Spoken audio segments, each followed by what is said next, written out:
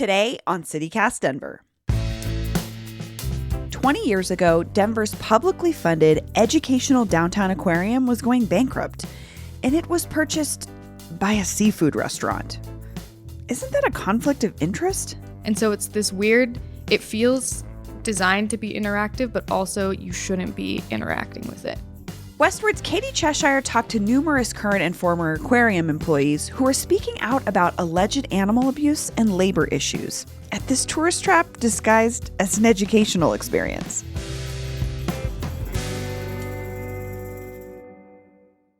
Today is Monday, January 31st, 2022. I'm Bree Davies, and this is CityCast Denver.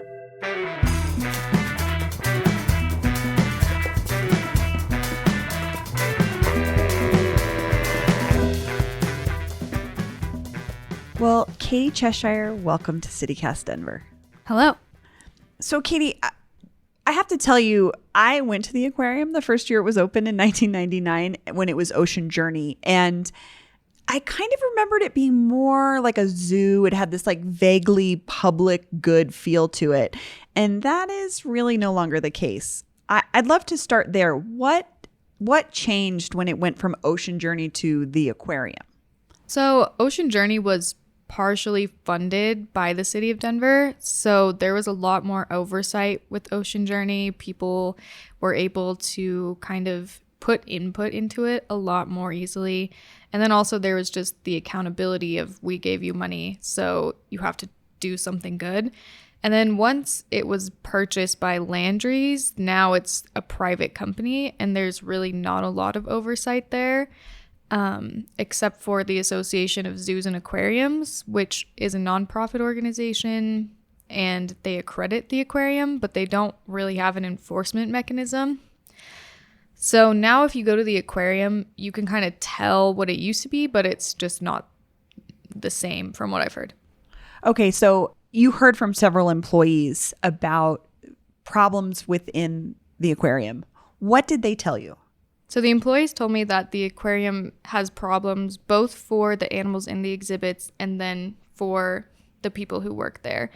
As far as the animals, they are neglected, or in the case of the stingrays, they are allowed to be touched at all times, regardless of whether that would be good for them. And then as far as the people who work there, they are not supported by management. They're not able to provide an educational experience for guests because of that, and they are told they have to come in to work if they're sick, and they can't rely on their paychecks. That's so weird. So when we were talking to Patty Calhoun, your editor, she said she made you go visit the aquarium and eat the food there. Can you talk about what that experience was like? So going in, Patty emailed me and she said, and if you can stomach it, go to the restaurant. I was like, I can do it. It'll be fine. I'm young. I could take a sick day if I have to. If you don't feel good. Yeah, because several employees told me they got food poisoning from eating there. Oh my gosh. And one of them said she quit because of that. Wow. But as I was walking through the aquarium, it kind of slowly eroded my will to want to eat at the restaurant because I was walking through and I saw how kind of shoddy it is. Yeah. I was going, oh gosh, if this is the practice here, what's the practice in the restaurant? If this is the seen, what is the unseen? Right. And so I went to the restaurant and I was basically the only person there. I went at like 2 p.m. on a Wednesday when it was snowing. So sure. Not a hot time for a restaurant, period. Mm-hmm. And the waitress was really nice and very attentive. So the experience was good, being seated, being waited on. But I was just looking at the fish kind of swimming in the tank that you can see. And I was thinking to myself, I cannot eat the seafood here. So I went for a chicken sandwich because I thought it'd be the safest thing to eat. And it was fine. It was a lot of food. Yeah, I'm just thinking about my producer, Paul, and I were talking about like if Casa Bonita had animals, it would be sort of disorienting. And it kind of sounds like that's the feel here is like, are animals even supposed to be a part of this restaurant, Exactly. And it's really weird. All of the tanks, well, not all of them. That's probably an exaggeration. Most of the tanks are open to the top where you could reach into them and touch the fish. And it's very odd.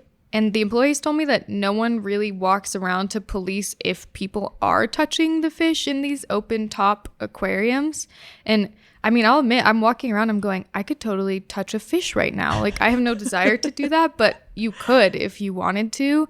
And so it's this weird, it feels designed to be interactive, but also you shouldn't be interacting with it. It's not like this place is a roadside attraction. It's literally in the middle of the city. School children go there to learn. I mean, it's like, it's a field trip place. But it sounds like it's like on the verge of being unregulated. How is that? What did you discover in doing your research into the sort of accreditation and the oversight that this place should have? That was really the most shocking part to me writing this story is Patty Calhoun asked me, who's in charge of this? And I was like, I am not kidding. I really don't think it's anyone. And she didn't believe me, not in a she was doubting me way, but she was like, someone has to be in charge of this. Yeah. And so I called like every government agency you can think of. I called OSHA, and they do regulate it for the workers, but obviously not the animals. I called the Department of Labor, which didn't answer. I called Colorado Parks and Wildlife, which has long had this exemption that they don't regulate the aquarium. I called PACFA, which regulates pets in the state, and they don't regulate it because they're not pets. The closest is the USDA, and they oversee it under the Animal Welfare Act. But the Animal Welfare Act specifically does not include fish. It only applies to warm-blooded mammals. Which there are some of in this place. Yeah, and so the USDA does regulate those species. It hasn't really found any problems in its recent inspections. And they said any questions about fish should be referred to the Association of Zoos and Aquariums, which told me that it doesn't really have a way to get things changed. So something you might not realize if you've never been inside the aquarium is that in addition to the fish, they also have Sumatran tigers on display. Can you talk about that aspect? Landry says that the reason the tigers are there is they want to support tiger conservation. Tigers are an endangered species. There's more living in captivity than in the wild. So that's like the stated reason. I think in terms of entertainment purposes, when I went, there was toddlers there and they loved the tiger. It's like the most exciting part. But it just doesn't really make sense to have tigers there in an enclosed space that's just not that big. My cat Freddie loves to be brushed and cuddled. But stirring up his cat allergens meant sneezing and itchy eyes. Then I found Purina One Live Clear. It's cat food that reduced the major allergen and my suffering in as little as 21 days. Now, we feel closer than ever. If you have issues with cat allergens, you really need to try Purina One Live Clear. Try new Purina One Live Clear today. Purina One, a difference from day one. Good evening, everyone, and welcome. We are broadcasting live from the Wild Animal Sanctuary, the world's largest sanctuary for carnivores, here in Keansburg, Colorado, just east of Denver. Any conversation about big cats and conservation in Colorado has to include the Wild Animal Sanctuary. Founded in 1980, they have more than 10,000 acres of open space in Keansburg for tigers, lions, and other big cats to run wild. And these big cats all come from the private tiger trade and the kind of ramshackle pseudo-zoos that most people first saw on the Netflix show Tiger King. Many of the operations you saw on Tiger King, such as Joe Exotic's GW Zoo, have been closed.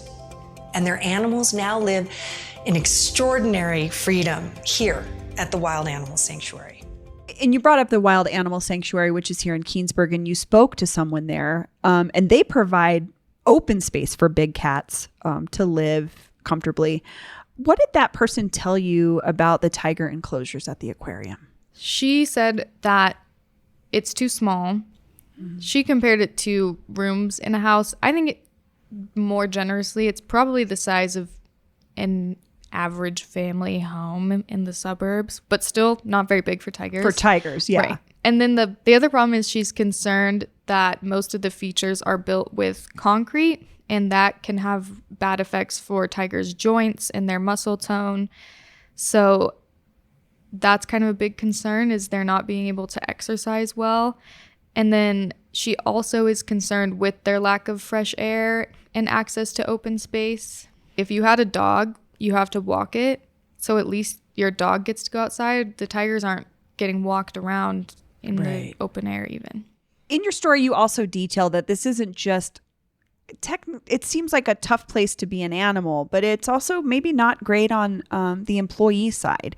Can you talk about some of the labor issues that they told you about? Yeah, and interesting to me as well is, since the article was published, several more people have reached out saying that it was the worst experience of their lives working there, and that they don't work there anymore because of that. The employees who I spoke to said that the scheduling is inconsistent and it impacts their budget, that they can't really rely on the paycheck. When they're there, management doesn't stand up for them with conflicts with customers. They're kind of left out to just deal with everything by themselves. If they say, hey, this is a problem, can we fix it? They're just sort of told to keep their heads down. And the biggest thing they said is that what they're told by the management in Denver is that they can't do anything to upset the corporate office. So they feel like there's not even a way for them to advocate for themselves because it's levels so far above them. Did you get any sense of like what could be done or what needed to be done to fix the problems there? I honestly don't think so. The employees told me they think if the public cared enough, something would change because they would lose business and then lose money. But it's busy every time I drive by there. Right. So that's kind of the problem, is people are not aware of the situation, I think. And most people are not experts in tiger care or experts in marine life care. So even if you have an interest or care for animals, you maybe don't know if the exhibits are what they really need. Were you able to get in touch with anyone at Landry's, the restaurant entity that owns the aquarium? No. When I wrote about the mask mandate problems, they did reply and say, we really care about the safety of our guests. When I was writing this article, I reached out and I gave them, at their request, a list of the concerns and problems. And after that, I emailed them probably 5 or 6 times and they never responded again. I'm so curious to see if something comes out of your reporting, because I've long not been interested in going there. My sister came home to visit a couple of years ago and said, oh man, we went to the aquarium and it was extremely depressing to see the state that the animals are in.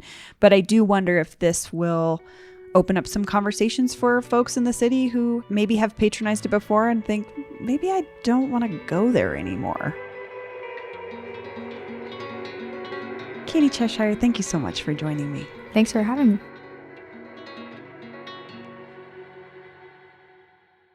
And here's what else is happening in Denver today. Fees for parking violations are going up starting tomorrow. According to Denverite, if you park your car or truck in a bike lane, crosswalk, or sidewalk, you'll be fined $65, up from the usual $25. Think you're entitled to park in an accessible space but you aren't disabled? That will cost you $350, up from just $150. The Department of Transportation and Infrastructure thinks charging more for bad behavior will encourage drivers to seek alternative modes of transit. But I somehow doubt that. We drivers are a selfish bunch. Employees at the Starbucks on Colfax in Milwaukee have taken their first steps to unionize. They join employees at more than 30 other Starbucks across the country, including one in Superior. Denverite reports that employees cite low wages, violence from customers over mask requirements, and a company culture shift from caring about the craft of coffee to the cash flow as reasons for unionizing. As a sucker who pays almost $7 for an oat milk latte at Starbucks several times a week, I'd love to see the baristas make a bigger cut from my bad choices. That's all for today here on CityCast Denver. If you're new to the show, welcome. If you're enjoying what you hear, we'd love your help spreading the word. Tell a friend about us, rate the show wherever you get your podcasts, and if you're looking for even more Denver stuff, subscribe to our morning newsletter at denver.citycast.fm. I'll be back tomorrow morning with more news from around the city. See you later. If your car or truck if your car or truck blocks